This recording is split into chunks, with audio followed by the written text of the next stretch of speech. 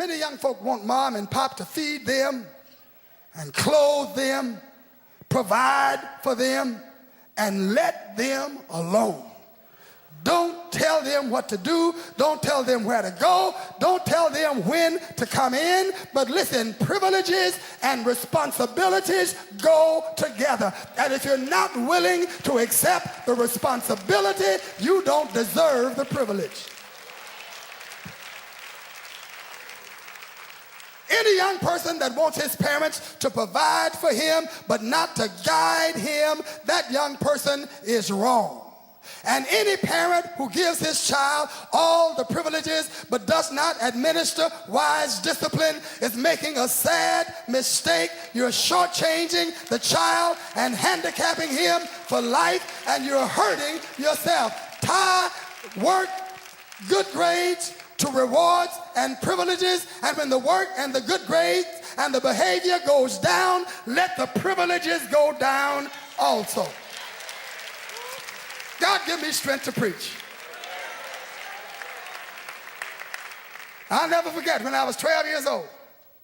Mom called me to the car, said, I'm taking you downtown to be with Elder Lee. Elder Lee was an elder who owned a shoe shine stand.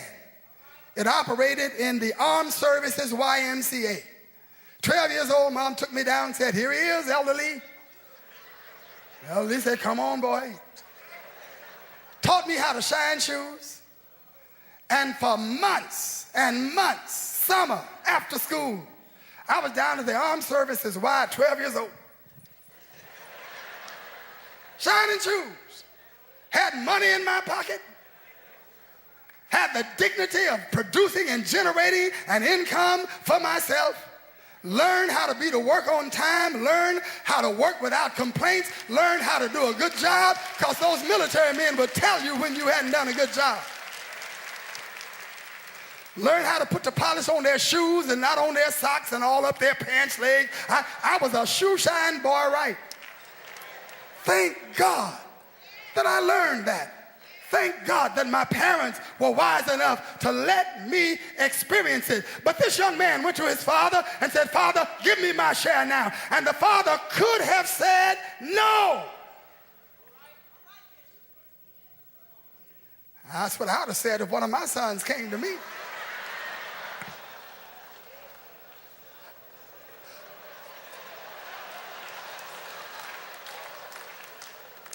I would have said no.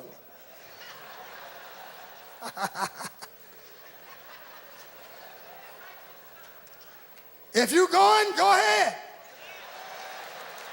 But you're not going with 1/3 of all that I possess.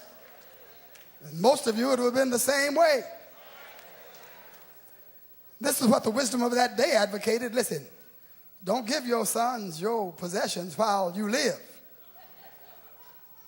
Let them have it after you have died. And so this father had every right to say no. But instead, this father began to sell off his possessions, transfer his assets into gold, into money, sell off what he had. And then he gave 1/3 of everything he had to this younger son. And after a few days, this younger son left home and went on his way.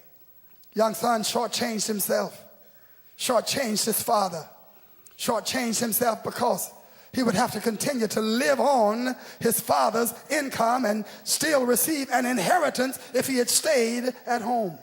He shortchanged himself because he deprived himself of his father's wisdom and of his father's experience, of his father's guidance. In one moment of folly, he killed the goose that laid the golden eggs.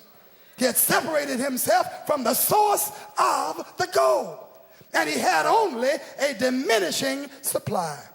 This young man was incapable of meaningfully living without his father's help and without his father's guidance. And just in case you feel that this young man in this story is the only one who has done something like this, and that this was the only time that anything of this nature has ever taken place, let me remind you that stuff like this is happening every day. For every day men go to God and seek his blessings, while at the same time they refuse to admit any obligation, any sense of responsibility to God. Every day they accept the blessings of God and walk away from God like God has done nothing for them.